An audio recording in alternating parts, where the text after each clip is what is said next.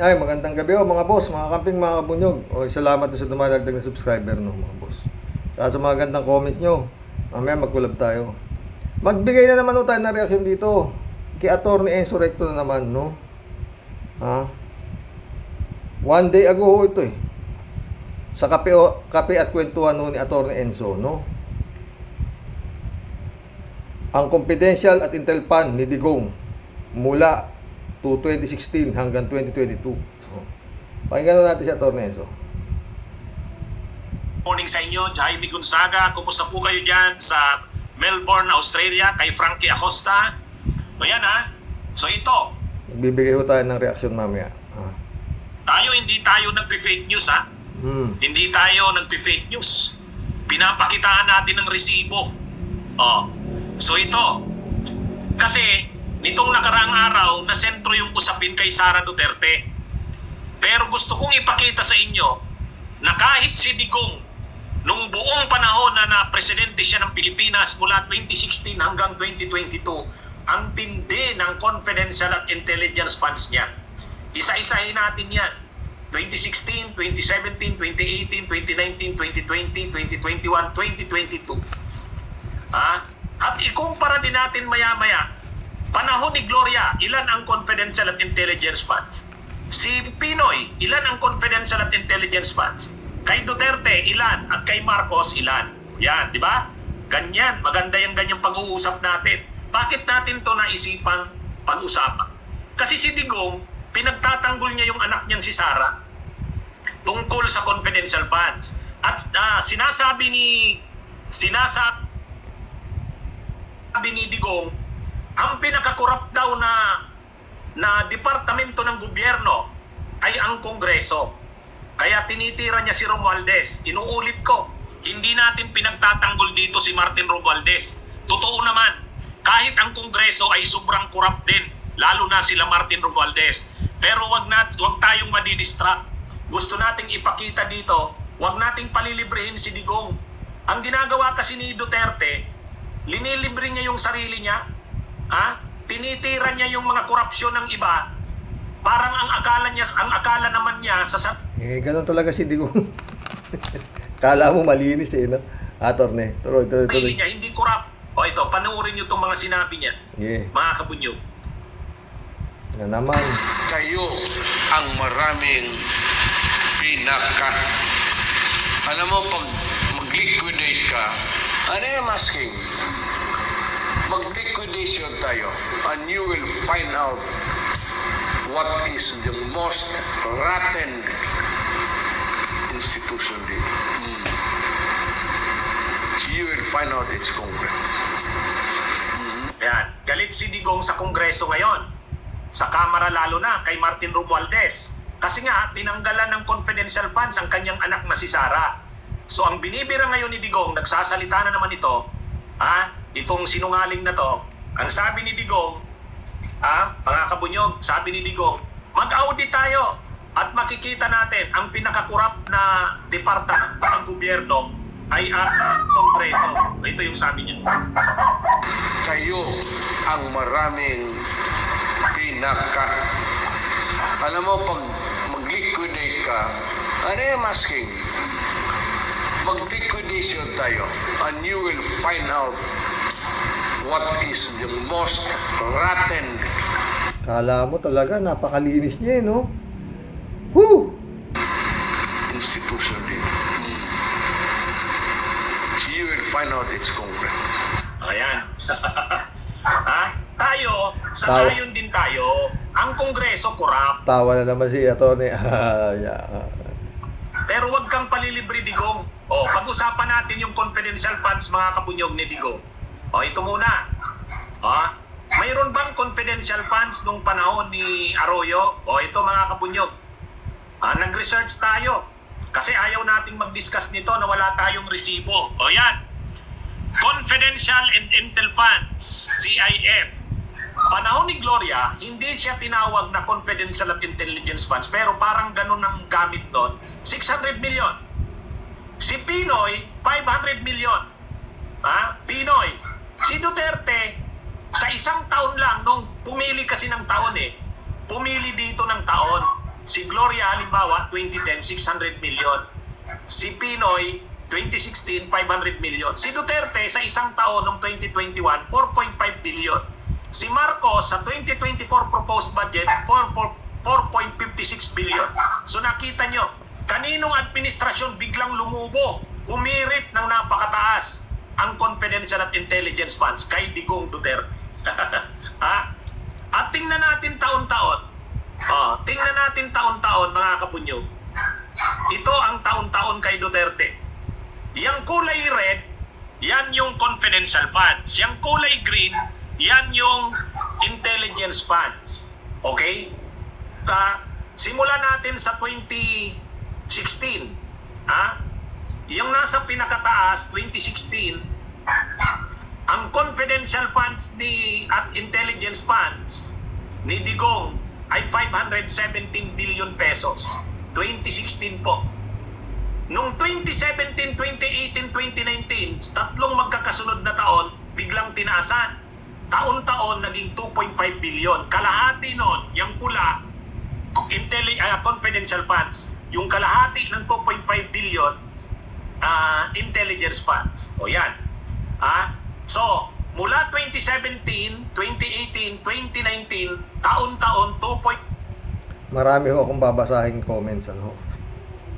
Bali ang laman po ng ano ni Attorney Enzo na yan, kung paano ho sinalok naubos yung pera ni Juan de la Cruz sa pamamagitan ng confidential fund. Ano po? 517 million, sabi nga ni Attorney Enzo. Yung una, 2016. Tapos 2.5. Tatlong sunod-sunod na taon, tag 2.5. Tapos tatlong sunod na taon naman, hanggang siya ay umalis na sa Malacanang, 4.5 billion. No? Pinagsama-sama ko, nagkakahalaga ho ng, presidente lang ho siya, 21 billion 517 million. Kidigong lang po yun, kidigong. At nandyan din po sa paliwanag ni Attorney Enzo yung confidential pa nung kanyang anak na si Sara Carpio.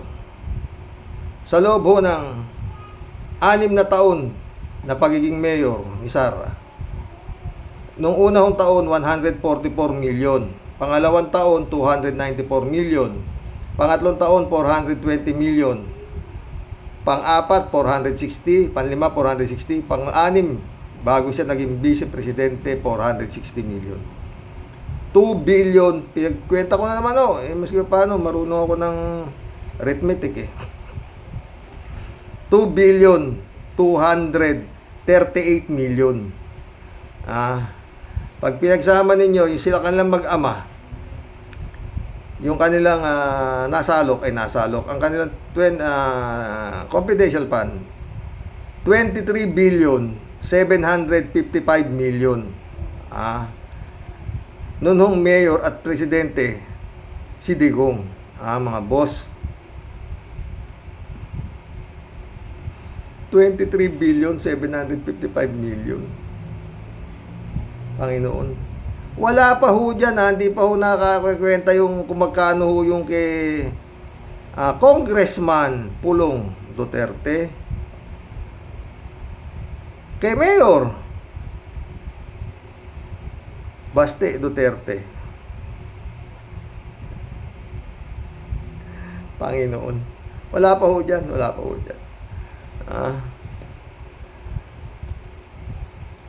Napakalaki pong pera, no? Siguro itong mag-aama na to, pag pinagsama-sama mo, baka trilyonaryo na nga to Kasi yung pinag-uusapan pa lang ho natin, confidential fund. Wala pa ho daw sa, napanood nyo na siguro yung Attorney Enzo na yan.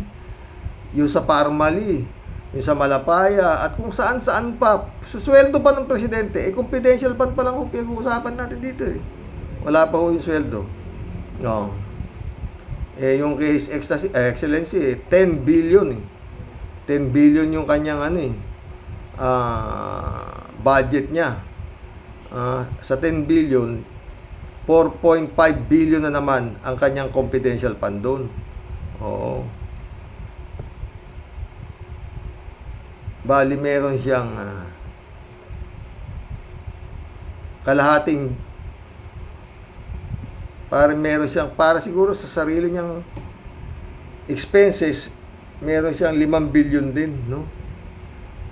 Sweldo, lahat niya, no? Mga pang ano niya sa opisina niya, kung ano-anong mga advisor, no? Malungkot. Ang taking, samantalang yung mga pobreng mangingisda, binobomba na ng mga China doon, no? Yung mga kawawang OFW nakaipit ngayon sa Israel. Baka pagsamasamahin mo yung kikitain ng mga OFW natin sa Israel, saka sa Gaza, baka wala pa 1 billion isang taon. Lahat na ho yun nando doon. Ang laki palang pera. Samantalang kagaya natin na ordinaryong ano lang. Karamihan ho yung mga subscriber ko dito, yung mga nagko-comment ho rito,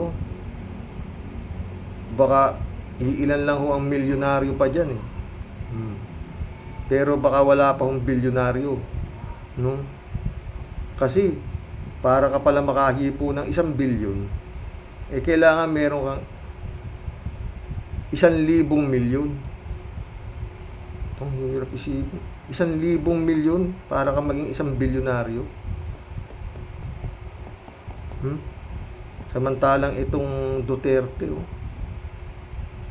kaya nanggagalaiti, 560 million yung confidential fund na mawawala, na sana ilalagay ni Sara sa ROTC. Okay na ako, Japan. Ay nako, Duterte pa lang po yan, lahat pala sila, no, mga empleyado natin, ano, mga public servant pala sila, no, ng mga,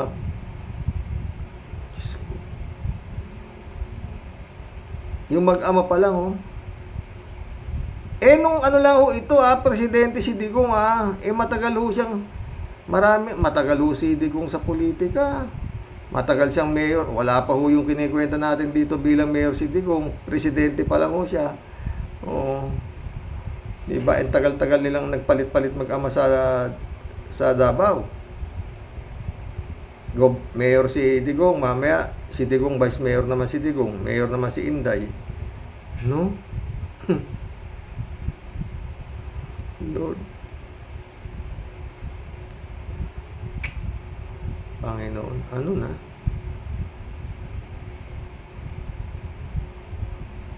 Ang laking pera, no? Tapos ngayon, ayun, yung Maharlika pa naman ng binanatan, ano? Paano? Kawawa talaga itong bansang ito. Payat na si Juan de la Cruz.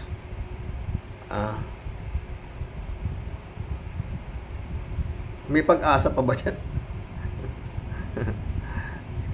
Ilang taon pa ho yan, Duterte Marcos na yan. Romualdez na wala. Maski na ano sabihin mo, Christian Isguera, Atty. Enzo, broadcaster, wala ho yan. Wala ho yan. Huwag naman paintulot ng Diyos. Sa laki ng pera nitong mga to kagaya, nagsalita na si Digong tungkol doon sila kila Franz Castro na yan daw ang gusto niyang patayin.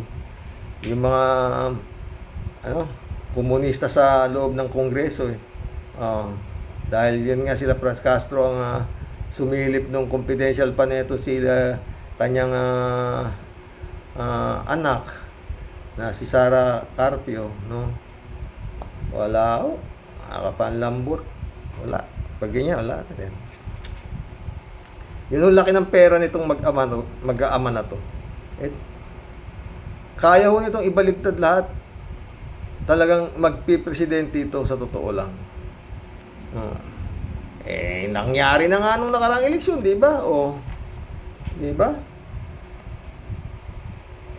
Ang lakas ng voluntarism ng kay BP Leni, talagang lintik naman ang mga rally ni BP Leni, talagang di mahulugan ng karayom. Oo, volunteer po yun.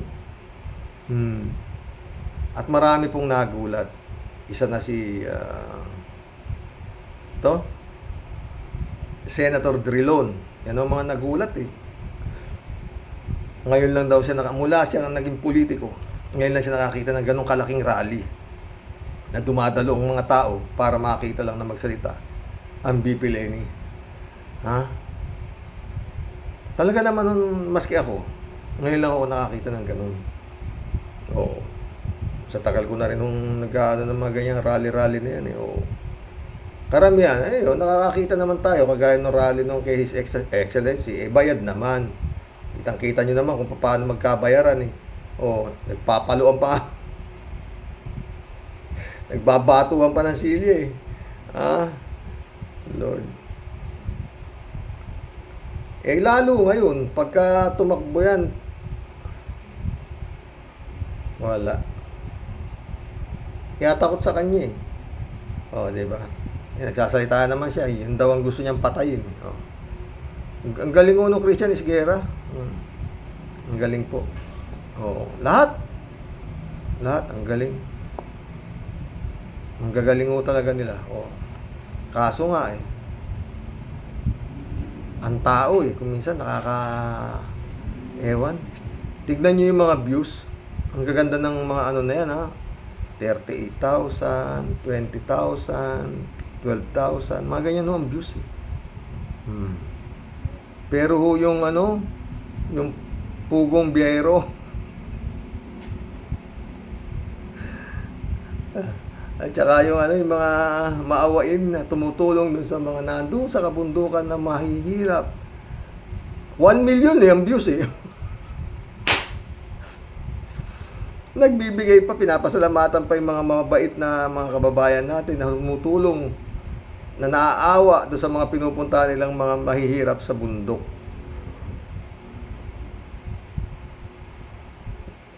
Diyos ko. Yun ho ang gustong pinanonood ng tao.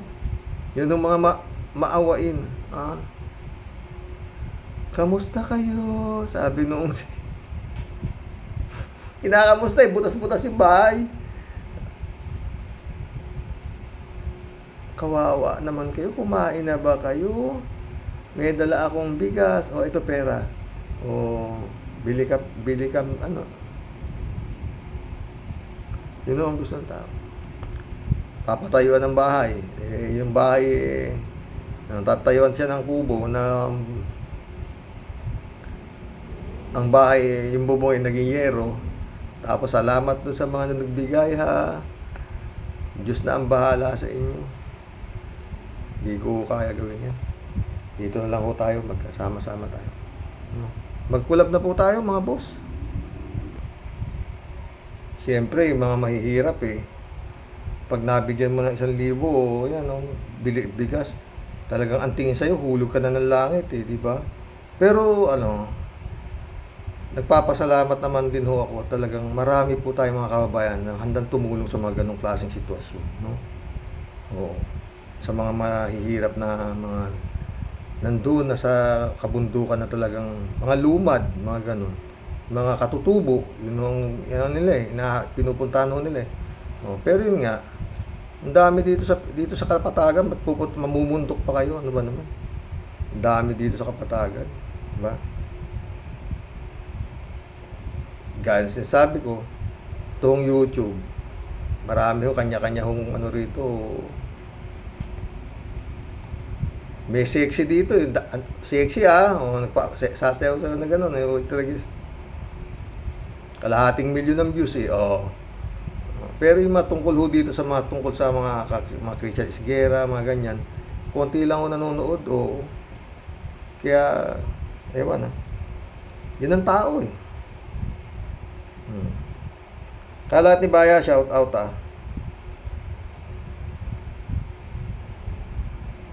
Good evening, Karaoke. Bombahin mo na, Karaoke. Be well, Mama Bear. Okay si Mama Bear.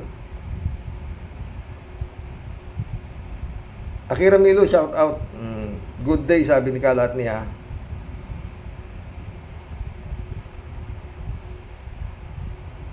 Rami-rami rin yun to eh.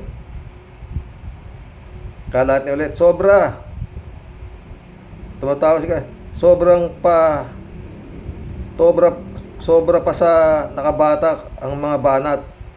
Santissima. May papel pang nalalaman. Wala na.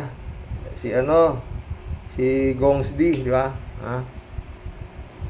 Ay, nako. Juan de la Cruz, kailan kagagalaw? Si Juan de la Cruz ang may-ari nitong kumpanyang Republika ng Pilipinas, ayaw gumalaw.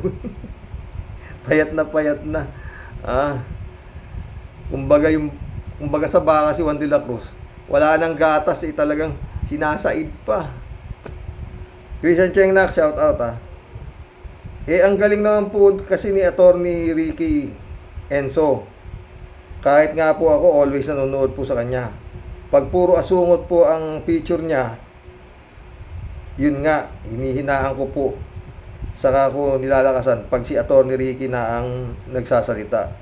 At pag asungot nga po ang mga pagmumuka ng topic niya, hindi ko po natingnan, sabi niya. Saka po ako natingin pag si Attorney Enzo. Good evening po sa inyo, Tatay Rox, and sa mga ka-warrior, sabi niya.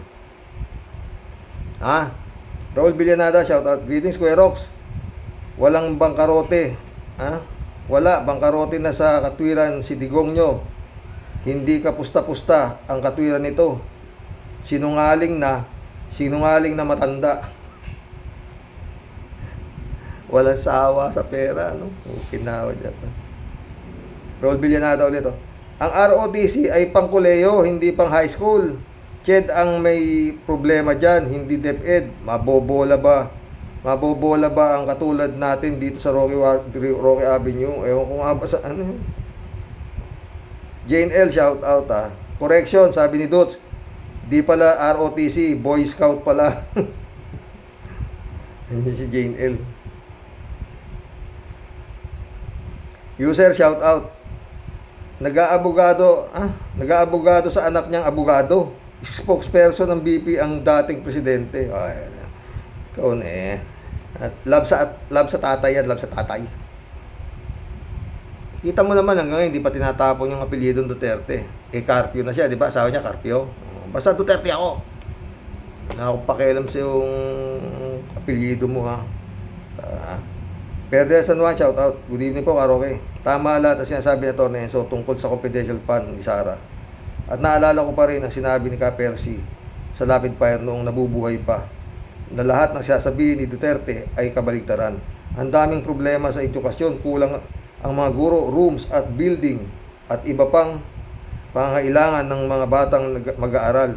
Ang modernong gamit ng pag-aaral, ROTC at CMT. Hindi na kailangan yan sa panahon ngayon. Dagdag gastos yan sa aming mga magulang.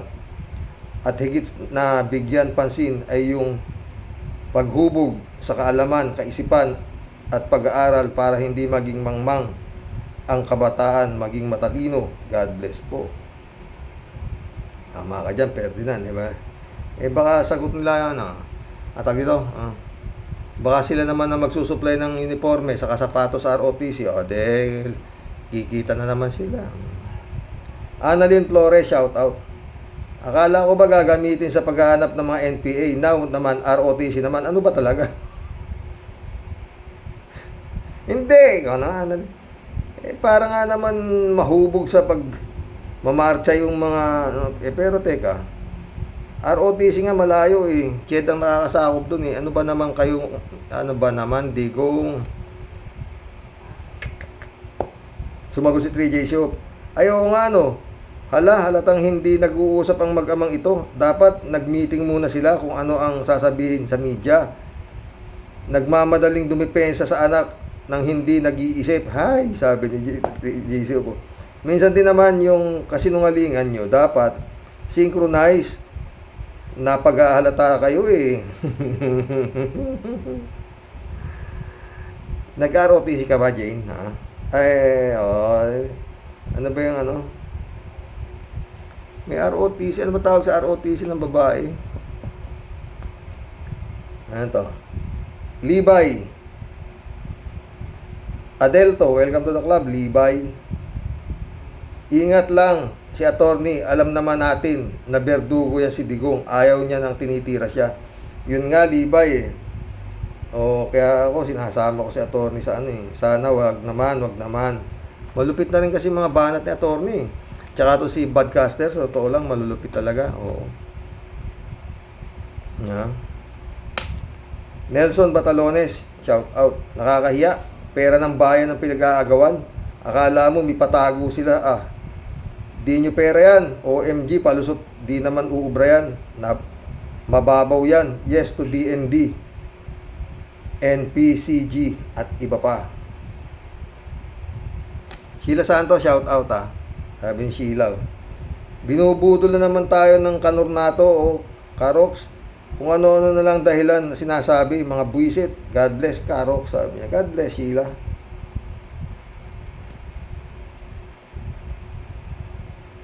Lilia Interio. Welcome to the club, Lilia Interio. Madrama na naman ang mag-ama. Luma na yan, pautot nyo. Sayang talaga. Mukhang pera talaga, sabi niya. Yun yung ano eh, bakit ba yung mukha, agila nilagay doon sa 1,000, ha? Mukha nung agila. Tinanggal yung mga bayani, agila, pinalit. Putres, ano ba naisip? Katahimik yung mga bayanero, kaganda-ganda na 1,000 ngayon eh.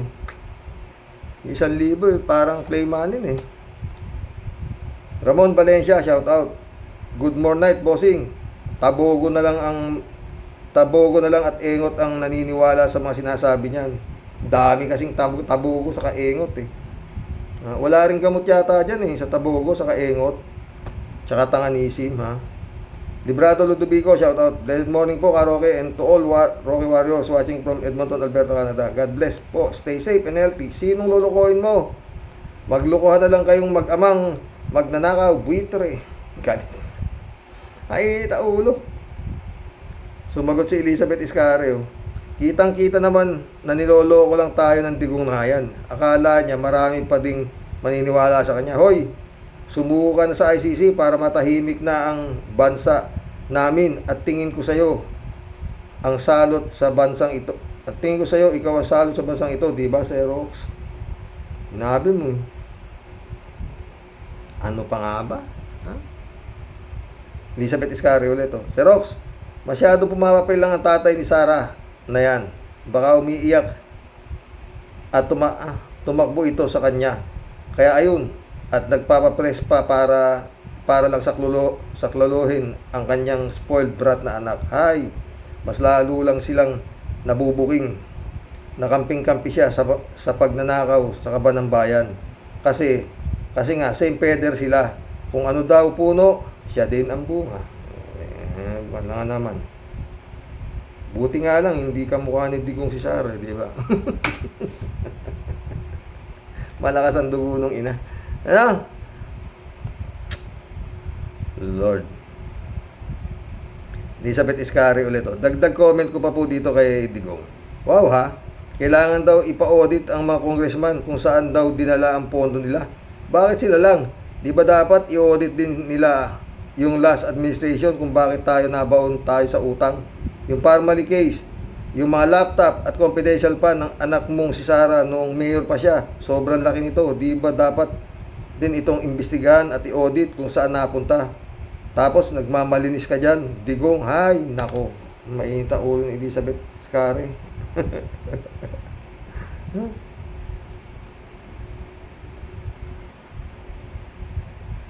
Stick War Legacy. Welcome to the club. Stick War Legacy.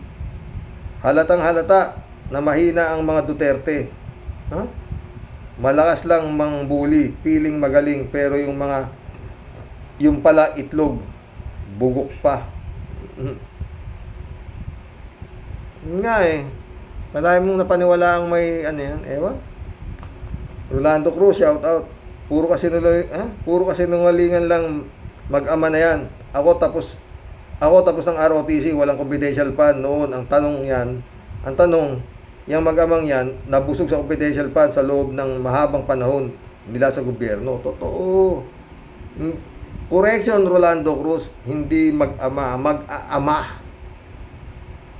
Lahat sila ay public servant. Okay na, Japan. Saan ka pa? Iron Cortel na, shout out Tay, it's only 125 million. Ino-only lang ang 125 million, samantalang tayo, hindi natin yan makikita hanggang sa mamatay tayo. Ay, nako, Irene. Nampating. Diba sabi ko, yung kay Sara, balato lang ni Digong. 2.3, 2,238 million yung kay Sara. O kay Digong, ano ka? 21,517 million. Oh, balato lang yung kay 2 billion lang yung kay Sara. 2 billion lang mahigit di ba? Nung mayor siya, di binabalato na siya. Lord. Ewan. Hindi naman nila madadala yan pag namatay sila, di ba? Di ba? Diba? Shout out, Grace Chingsay, visit ka. Federico Mandak, shout out. Para daw makapag field trip yung mga bata na mag-PMT. Ang mahal naman na field trip yan, 120. Anong 125? Yan yung inuubos niya noon. 150 million ang confidential fund ng DepEd na hinihingi. Federico. Correction. Ang nawala sa kanya, 150 million na gusto niyang, yun daw ang kanyang gagawin doon sa kanyang confidential fund, hindi 125 million. Ubus na yung 125 million, Federico. Yung 150 million na tinanggal kay Sara Jing Potpot, yun. Yun ang pinanggagalaiti nung tatay niya. Dahil gagamitin nga raw sa ROTC saka CMT. PMT ba? Oo, PMT ROT, saka kailangan pa uli ng batas para ibalik ang ROTC. Sa CHED, dati under yan. Di na malaman ng mag-amang yan para iligaw ang taong bayan sa issue ng confidential fund. Totoo yan, Federico ka. Joaquin Mesa Jr., shout out. Shoo! Is the afternoon ego of Digongyo. He asked for those funds. See how she failed to explain. She is incapable of independent thought. Malalim mag-comment to si Joaquin Mesa Jr. Moody Muma, shout out Hi Sir Rox. Hi Sir, good po. Si Digong palusot upang ipagtanggol ang Sara na Digong. Ang tingin ko dyan, pati ang kaluluwa ni Percy Lapid ginagalaw. Kahit ang pagkamatay ni Percy Lapid walang hustisya, ginagalaw kasama ang kamay ng Diyos. Si Digong pa dati todo banta sa COA, ngayon naman kailangan ni Digong ang COA. Salamat po Sir Rox, ingat po. Ingat ka, Moody Muma.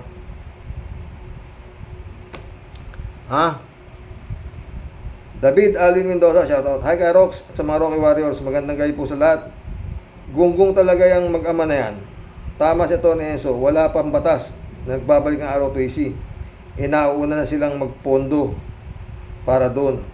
Pwede nga. At saka dagdag ko pa lang po dito po sa ROTC ay kinukuhang subject kapag nasa college ka na.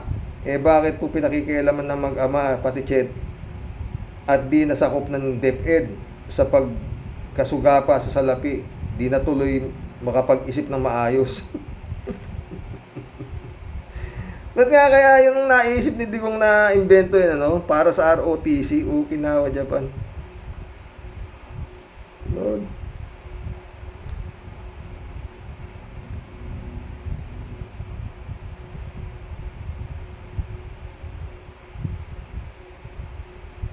Dapat pala ginawa na lang ni Digong na Chief of Staff sa military, si Sara Jim Potpot, nasa pwesto pa siya. Total, gusto pala niya pamunuan ng ROTC. Totoo yan, David. Ito, Ramon Valencia, sabi niya, bossing, parehas lang tayong nakaranas ng mga Cub Scout, Boy Scout, pati nung high school, CMT. At noong college, 2 years pa rin akong nag-ROTC sa Bonifacio Naval Stadium sa Port Bonifacio. Gastos ko lahat, uniform hanggang sa sinturon, sombrero, cap, at combat shoes. Sa palagay mo ba, sa laki ng confidential fund, magiging libre kaya yan ni Kim pag naisulong niya yung ROTC, kagaya ng sinasabi ni Sumbi Tertads? Ano ka, siniswerte, Ramon? Ha? Baka sinusulong yung ROTC, sa kanila kabibili ngayon ng uniforme, sapatos, yun ang gagawin nilang isang negosyo sa gobyerno. Supplier ng sapatos, sinturon, cap, o...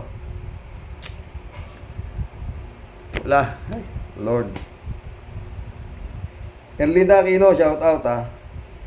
Kuya, ang ROTC sa CHED, po yan, si Sarah sa DepEd lang siya. O, ewan ko kay Digong, baka sasakupin na rin ng DepEd, yung ROTC, tatanggalin na sa CHED. Sumagot si 3J Siopo. Ang nagmadali si Tatay Diggs, dumipensa, di niya naisip, ay mali pala, may gulay. Din nga di ba? Okinawa, Japan, ano ba? Wala. Sabi naman ni, si Ibulog.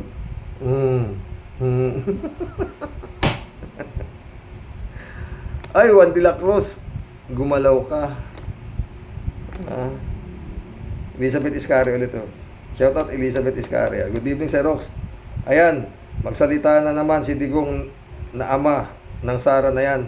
Nagagamitin daw sa ROTC. Wow ha, bakit galing sa confidential fund yun? Ang layo ata ng palusot nito. Uubos ng pondo ng daang milyon, di pa nga naprobado nga at di pa pala batas ang ROTC. Mga gunggong lang maniniwala sa kanya, akala niya nasa kapangyarihan pa rin siya. Hoy Digong, ang layo na ng palusot mo. Maipagtanggol mo lang ang pangungurakot ng anak mo. Wow ha. Ewan ko. Tingin kasi nito siguro talagang no? Maski sabihin nila, niniwala tao. Tignan mo naman ang survey, anak ng kamote. Sherwin Sapeda, my friend, shout out Tia Delia. Ines Christiansen, July 7 Alcantara, shout out sa inyo mga boss. Brother Elias Isyo, shout out. Sabi ni Prince Sherwin, gandang gabi po muli, pagbati ng Impong Basyang, Team Tia Deli. Sa ating pong lahat, mga kalupon sa Rocky Warriors. Sir Rox, tanong ko lang po, puno na po ba ang home for the aged?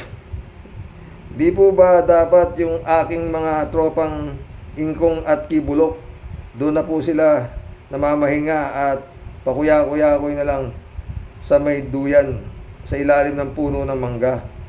Lupit kasi ng aking Ingkong, panay pa apila, panay blabla, patigasan po talaga ng muka. Hay nako, Ingkong, di pa ba kayo talaga bundat sa mga nakulimbat nyo? Saan planeta kayo talaga ililipat at kailangan ninyo talagang limasin ang pera ng bayan? Huwag ka na nga lang pong maghamon ng labasan ng Ingkong, kasi baka mamaya may biglang lumitaw.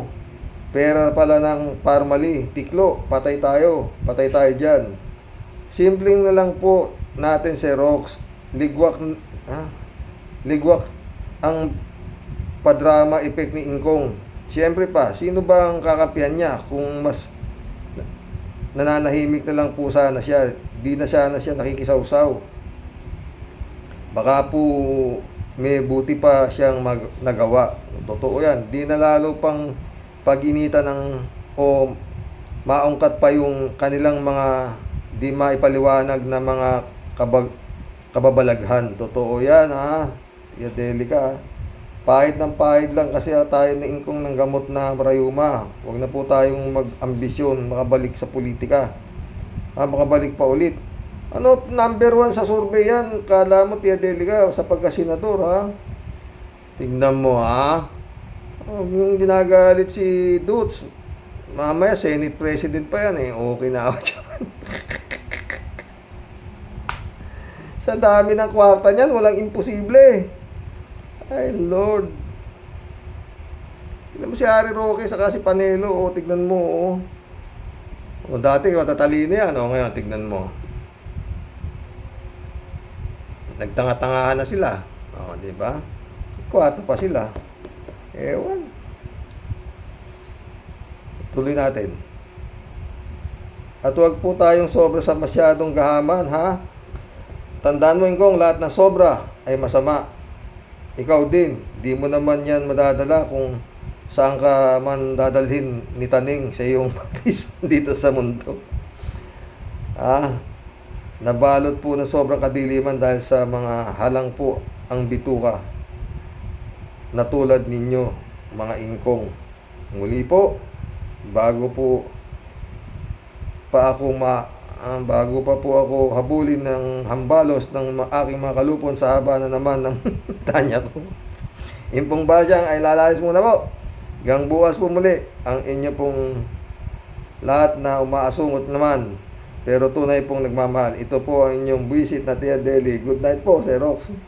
Ngiti po ng pasalamat palagi po para sa inyo. Sorry po kung inaabot ka na ng inis at hingal sa pagbabasa ng pinakamahabang nobela.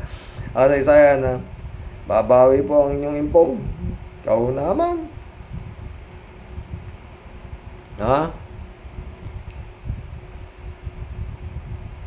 Alberto Olaer, shout out, Karoke, sabi niya. Napanood ko yung pack first sa vlog ni Christian Siguera. Nagalit si Digong Duterte kay Frank Castro. Ano ba yan?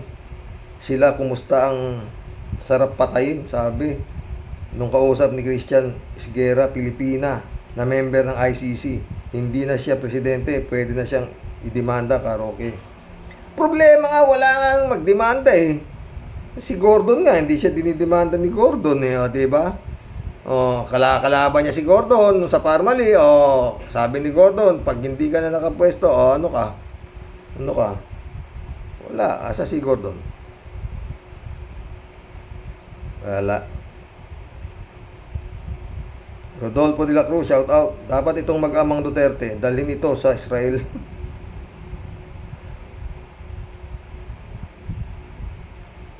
Rodolfo de la Cruz, ang ROTC exempted ang mga nasa sports. Dati ako swimmer nung college, kaya hindi ako nag-aro. Ano ka naman sports talagang exempted. Basta basketball, ganyan, exempted talaga yan. Basta varsity ka ng college, talagang exempted ka sa ROTC. Diba? Kagaya si Manny Pacquiao, diba?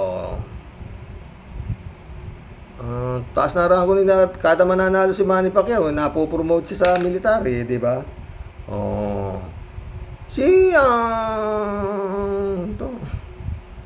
Si Kimo, taas na pala ng rango ni Kimo, napopromote pa si Kimo. Ano ba?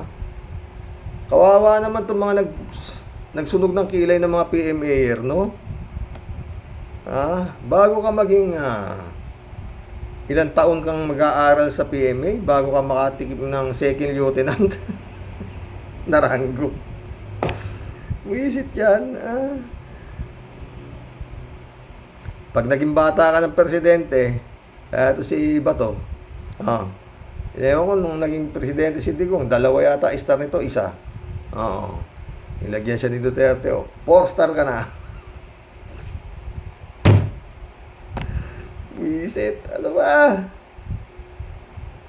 User, shout out user. Yung mag-ama na yan, pakawala ng China, patay ng Pilipinas kung yan ang magiging pangulo ng Pilipinas.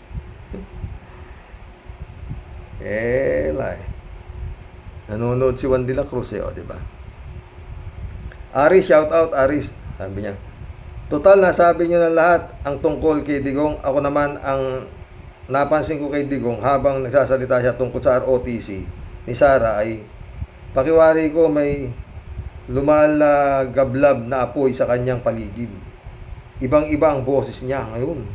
At mukha siyang parang mukha ng RAM. Nakakapanghilabot ngayon. Naniniwala na ako sa iyo, Karoke, na ang impyerno ay nasa lupa. Sinabi ko naman sa iyo eh. Nakakatakot pala. Diyos ko, ibalik mo po ako sa langit kasama ang lahat ng mga kurakot sa gobyerno. Ano? Diyos ko, ibalik mo na po ako sa langit kasama ang lahat ng mga kurakot sa gobyerno. Maghihiwa-hiwalay na lang kami ng landas bago ako dumiretso sa kinaroroonan mo. Kinaroroonan mo, ha? Ito impyerno, ito rin ang paraiso. Oh, ang langit ayon. Di ba, paulit-ulit ko sinasabi, di ba? Yung mga nagpapakamatay, ang daming nagpapakamatay, ang daming pera, nagbabaril sa sarili. Ano sabi? Pinasok ng demonyo ang kaisipan. Mahina ang pananampalataya. Meron dyan, biglang naghurimintado, nanaga. No. Ano yung isa? Pinasok ng demonyo ang utak. O, diba? Ganun eh. Natatandaan niyo sa ibang bansa. No. Meron hong gathering sa baba. Balita po to, ha. Doon sa hotel, biglang may nabaliw. Pinasok ng demonyo yung utak. Pinagraratrat yung mga yung mga nagsi-celebrate sa baba, o, di ba? Oh. Ganyan din yung nangyari ngayon sa mga boss sa Israel. Oh. Nag-i-enjoy yung mga sa Israel, di ba? Biglang yung mga Hamas pinasok ng demonyo yung utak, oh. Pinagpapatay yung ngayon, inaabot nila. Oh, di ba? Kaya talagang dapat pananampalataya matibay, dahil yung mga demonyo nga nagkalat dito sa lupa. Oh, nandito sila. Oh, wala akong totoo yan, mga boss. Pero si Senyor Aguila namuhay sa paraiso doon sa kabundukan ng Socorro.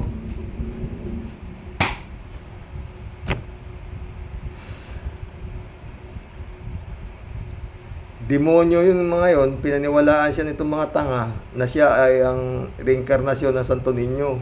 Oh. Kaya yun, nabuhay ng yung gago. Kaya mga demonyo eh. Ay naku Lord. Alberto Olaer ulit oh. Karoke, sabi ko sa'yo nung una, delikado yung mga Duterte. Pag may Duterte uli maging presidente, siguradong babaguhin nila ang konstitusyon ng Pilipinas. Ang presidente walang expiration date hanggang gusto nila. Baka mag-organize sila ng Duterte Death Squad. Yan ang hindi maganda, Karoke. Ano ka mo, Alberto Olaer? Ha? Baka mag-organize sila ng Duterte Death Squad. Yan ang hindi maganda. Kau naman. Meron na. Di ba yun kaya nga sila, sila Las Cañas Mutabato, sila ang Death Squad sa Davao. Nandun sila ngayon sa ICC at yun nga sila ang testigo dahil inamin nila kung gaano karami mga pinapatay sa kanila ni Digong. Alexander Halili, welcome to the club.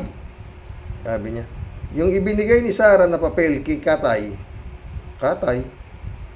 Digong niya ay mala Matrix lol. Bakit sa tatay Digong niya sinasabi purpose ng confidential fund niya? Bakit hindi sa Senate niya sinabi? Bakit yung assistant secretary pinasasagot niya nung nasa Senate siya? O, yun nga yun, Alexander, ha? Talagang pinaglululo ko tayo na ito, sa totoo lang, Oo. User ulit. Sir Roque, ay binigyan ni Tae ng darak kaya bumaliktad. Si Harry Roque? Oo. Lord. Naman yan, sa dami ng ganda ng buhay niyan. Dati, iniidolo siya ng mga mahihirap. Human rights advocate siya. O ngayon, tignan mo. Mukha ng Mongoloid eh. Ha? sa kakapagtanggol doon kay Digong. Anak ng puto bongbong, oo. Ba yan? Joe Flores, my friend, shout out.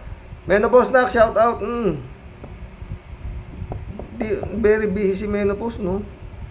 Dolor Garcia, shout out. Belinda Magtangob, Amy Bingson, shout out sa inyo. Mirna Regalado, Adorasyon Timaranan, shout out mga bossing. Sabi ni Prenjo, mga munamon lang ang naniniwala sa mga palabra ni Dutae. Mga Duterte natics na salot sa ating bayan, sabi niyo. Rodolfo Santawana. Rudolph Santawana, welcome to the club. Digong nyo, Dutae, nung Pangulo ka, 2020 panahon ng COVID at hirap na hirap ang mamayang Pilipino, saan mo ginamit yung CF mo na 4.5 billion na pera ng taong bayan? Ganid ka, mag-ama kayo ni Sara Dutae. Galit si Rudolph Santawana. Good morning, Miss Aruba, sabi ni Kalat niyo. Kilala mo ba si Miss Aruba? Si 3J Shop yan. Kalat ni ulit, Ay, nako, walang kwenta yan. Dagdag gasos lang yung ROTC na yan. At isa pa, wala namang bayag ang mga Pilipino para lumaban. Mga bahagang buntot, hindi naman kayo lalaban. Mga iyakin, may ROTC pa kayong nalalaman, mga ungas. Ito na naman to. May na ulo mo. Kalat ni Baya ulit. Naliligo. Siguro hindi na ito naliligo si paring Rudy. At kung ano-ano na lang ang sinasabi. Di maintindihan kung lasing o ano no? Talahin mong maisipan niyang kausapin yung COA. Sa bagay siya, nagpwesto dyan sa COA na pinuno dyan, di ba? Louie Bulano, shout out. Ang kapal talaga ng mukha ni Dutae at ni Sara. Walang kahihiyan at gusto pang humingi ng tulong sa mga Pilipino at simbahan na minumura niya. Ang tigas ng mukha, dapat talaga papasukin ng ICC para maging maayos na ang bansa natin. Wala nga, ayaw nga ni His Excellency. Weak leader nga siya, sabi. Takot siya. Louie Bulanos ulit, Ang kapal talaga ng mukha ni Dutae at ni Sara. Nabasa na kita. Ang dami nito. Sunod-sunod, puro ganun, Ang daming comments ni Louie Bulanos, Ang dami. Puro ganun. Si Akira, magandang umaga po dyan, Mr. Sa totoo lang. Sabi niya. Joe Flores ulit, Sabi niya. Dito sa amin, Xerox, sabi niya. Pag pumapasok ako sa mga importanteng establishmento, kagaya ng mga bangko, ramdam agad ang pagka-alarma ng mga security. Alerto agad ang mga mukha. Alerto agad sa mga mukhang alanganin. Bakit, Xerox? O bakit na hindi ganun ang ginawa ng mga mamayan noong kay Digong? Itsura pa lang, Xerox, automatic disqualified na.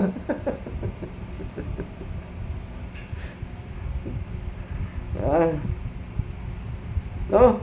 Mukhang tulisan, mukhang mandurugas. Hindi sana naging presidente. Yun nga hindi sana nalagdagan ng 7 trillion pesos ang utang.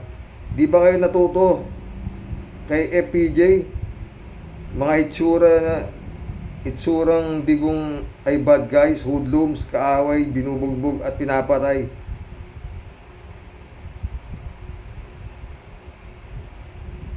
Okay na namit. Ano yun? Intindihan nyo na. Ilukaok yata yun, pre na. Floyd, Floyd Dish. German siguro to. Floyd Dish. Welcome to the club. Walang diktaturang maayos huwag ninyong kalimutan yan. Maganda sana kung merong maayos. Yung nga sabi ko, Floyd oh. Kaso nga, kung nagamit nga lang kako ni Marcos Sr., yung pagiging diktador niya na maayos, maganda sana. Kasi nga, oh, laking tipid, di ba? Walang eleksyon, walang senado, walang kongreso, walang vice president. Oh, laking tipid. Sana nakaahon tayo, di ba? Oh, di ba? Wala eh. Pero mas masahol na nung nawala siya. Lalong lumala. Di ba? Sang-ayon ka ba sa akin, Floyd? Al Olalia, shout out. Maraming nabudol ang halimaw na si Dutay. Tinawag niyang estupido ang mga Pilipino. Lalong naging superior ang tingin niya sa sarili niya, at lahat ng gawin niya ay akala niya bilib ang tao sa kanya. Totoo. Si Duterte Ning ay isang halimaw na nagkatawang tao at mahusay magpanggap na akala niya ay tao siya sa mga lumalabas sa bibig niya. Magtataka ka pa ba paano siya naging presidente? Pero huwag na tayong magtaka dahil maraming tanga. Magandang araw, Sir Rox. God bless. Totoo yan, Al Olalia ka. Marami pang ganyan eh. Kaya ko nga sabi ko, magtakin mo, niniwala sila mga pagsasabi nito mga si Senior Aguilang, mga demonyo eh, no? Ibulog, akong appointed son, mga abnormal, ewan ko, no? Ano nangyayari sa Pilipinas, Lord? Magpababa ka nga ng isang guardian angel dyan. Please. Elena Lebron, shout out sabi niya, lamlam ka lang guyang Duterte ka hilom diha na maintindihan diha sa sinibuanong sunultihan, manahimik ka digong unggoy, gawain mo yang ROTC. Meron ng ROTC si Sara Ugok, 433 na mga security, sundalo. Pag ginastos na ni Sara ang 125 million sa security na sundalo, ROTC. Ninyo, peste kayo, kapal ng muka, itapon ang mag-ama sa Bermuda Triangle. African Sai, shout out ha. Sabi niya, Kiraw, ano na po ba ang latest kay Luke Espiritu? Active pa po siya? Wala naman yatang vlog si Luke, pero alam ko active pa eh. Sayang yun, Akira, di ba, no? Ayaw ng tao sa ganyan. Gusto ng tao kasi si Timo. Kawawang bansa talaga to. Pel Abot, shout out, sabi niya. Napakababaw naman niyang kung ROTC at field trip yung gagamitin. Malaking pera para sa ganyan. Daming sirang school at tent lang ginagamit ng mga bata. Digong nyo, manahimik ka. Pakuha mo na si digong nyo na BBM. Wala ko eh. Pel Abot ulit. BBM, ibigay mo na yan, mag-ama sa ICC para tapos ang problema ng bansa ng panggulo pa siya dahilan sa ng pagpapahirap natin. Nga, ewan ba dito kay Excellency? Oo. Marilo Pabianak, shout out Good morning po muli. Buti ang ama Tyrox at sa mga Rocky Warriors. Ang masasabi ko lang po, masakit ang latay sa ginawa niyang palo nung 6 years na panunungkulan, kaya nung yung anak niya umani ng galapak, ngayon yan ang hindi nila nagawang mag-advance thinking sa kagustuhan nilang maiupo at magkaroon kapangyarihan dahil na rin sa mabibigat na bagay niya, especially ang EGK. God bless always tayo at salamat sa mga warriors. God bless, Marilu. Reynaldo Gonzalez, shout out ha. Sir Rox, nag-comment kanina si Jaime Catalan kay Atty. Enzo. Oo. Guramosa Sarabotska, shout out ha. Hoy, nakisang oras na tayo, pero malapit na matapos. Sabi niya, tarantanang mag-ama. Ha? Sabi ni Reynaldo Gonzalez, tarantanang mag-ama na yan. Puro palusot. Pag puro palusot, tiyak, may gusot. Kung gagamitin ROTC, bakit confidential fund? Kalokohan yan. Buwang lang maniniwala. Pamimigay lang ni Sara yan sa mga government official. Pag naglibot, malakas kutob ko. Pwede. Ito. May Cleope Lagmay, welcome to the club.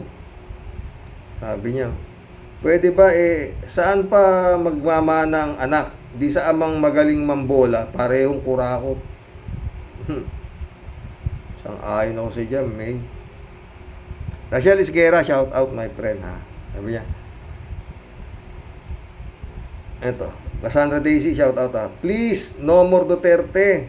Sabi nga ni Epifanio Labrador, hinakot ng mga Duterte ang pera ng mga Pilipino laban sa kapwa Pilipino na dapat pangontra sa China.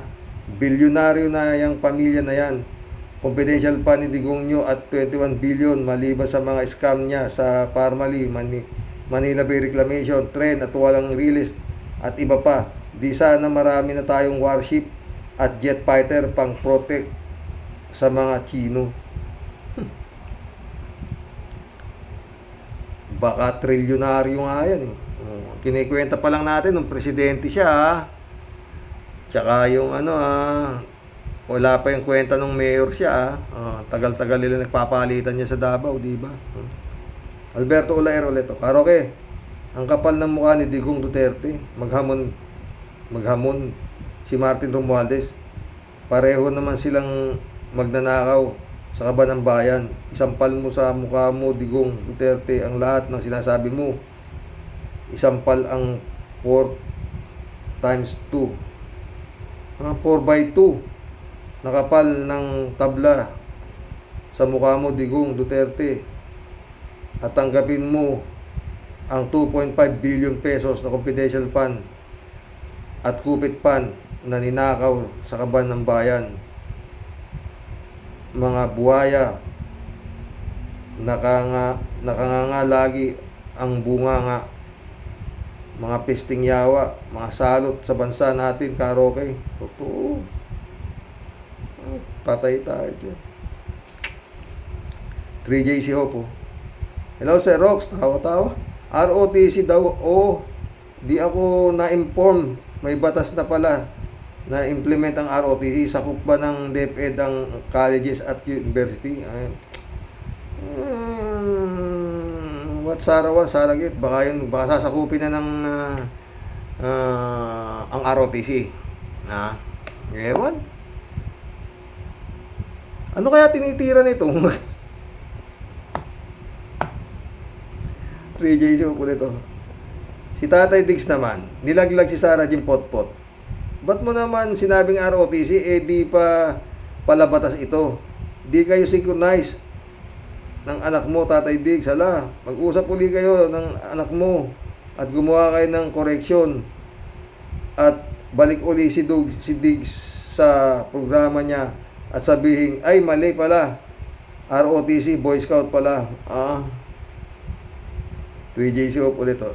Sir Rox, nainggit kasi si Diggs, may confidential fund, extraordinary fund si Romualdez, tapos si Sara, bokya, tawa-tawa.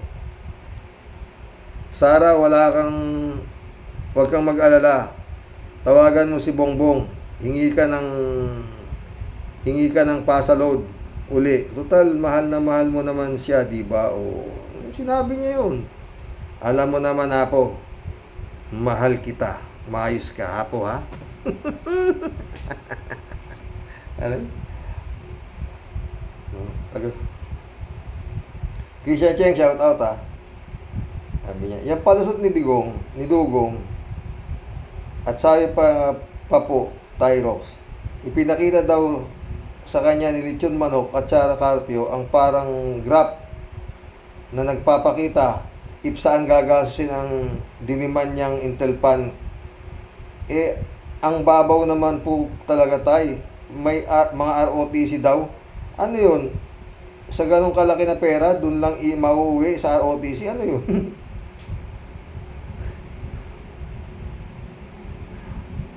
Ewan ko ba, anak eh. Ay, Christian. PJ siya po ito. Tawa-tawa naman. Sir Rox.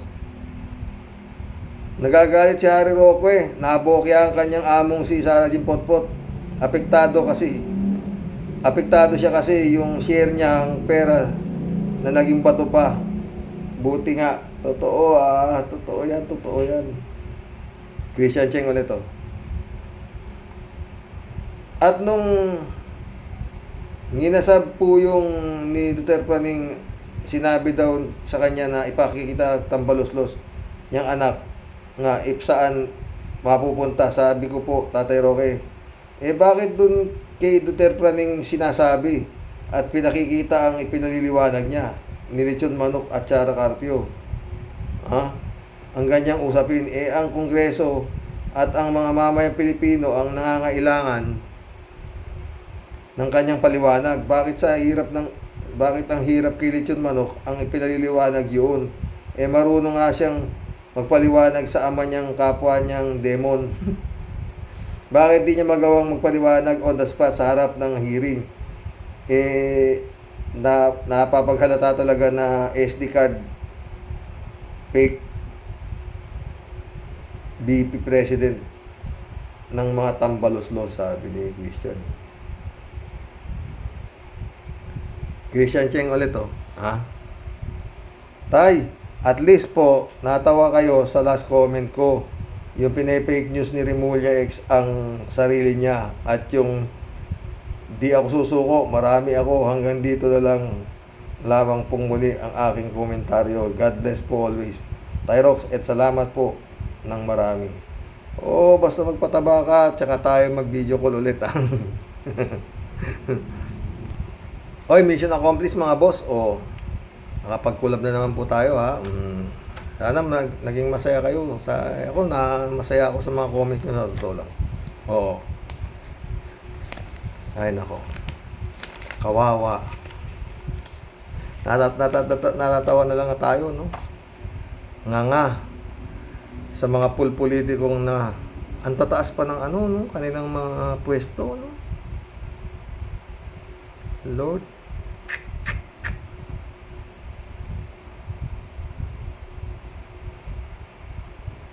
Hanggang kailan magtitiis si Juan de la Cruz, mga boss? God bless. Ay nako.